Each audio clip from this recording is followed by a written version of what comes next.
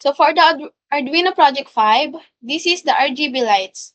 It involves using an Arduino to control an RGB, red, green, blue LED, allowing you to create a variety of colors by mixing different intensities of each color channel. This project typically involves programming the Arduino to produce different color patterns and transitions. This project represents diversity and creativity.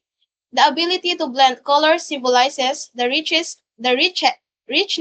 of experiences, emotions, and perspectives in our lives.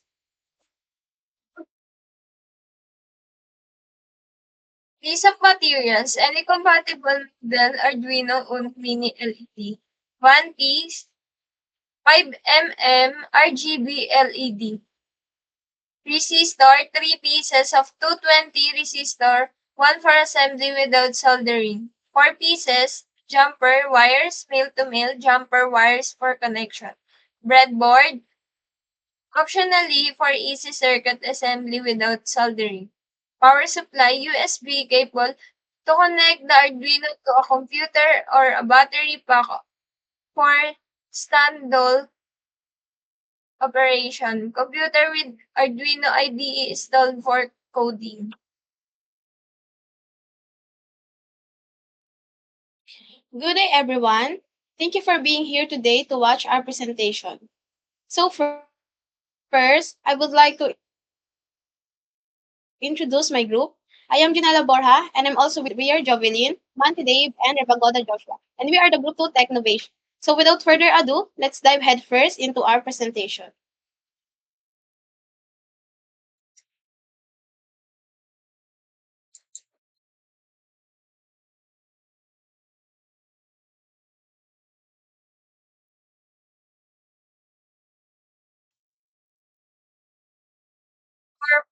For green resistor, I pin it 10. For 11 pin, the blue resistor. For 9 pin, it's a red resistor. For the source code, variable declaration in thread pin 11 defines the pin number 11 connected to the red LED. In green pin 10 defines the pin number 10 connected to the green LED. In blue pin 9 defines the pin number 9 connected to the blue LED. Void setup. This function runs once at the beginning of the program. Pin mode, red pin output sets the red pin as an output pin, allowing the Arduino to control its state. Pin mode green pin output sets the green pin as an output pin. Pin mode blue pin output sets the blue pin as an output pin. Loop function, void loop.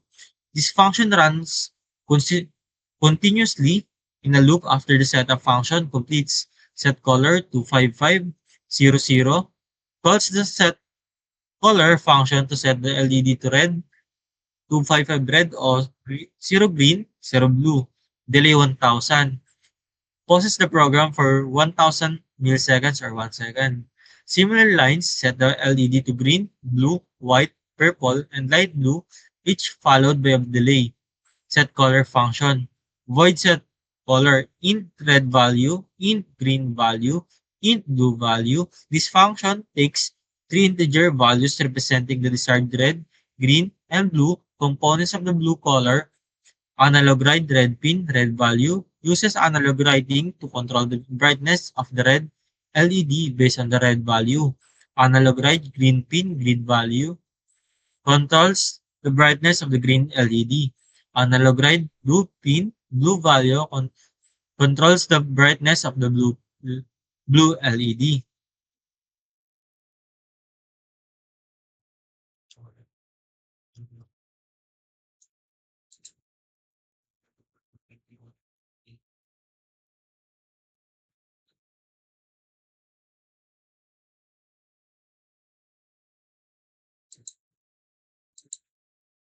For reference, www.arduino.cc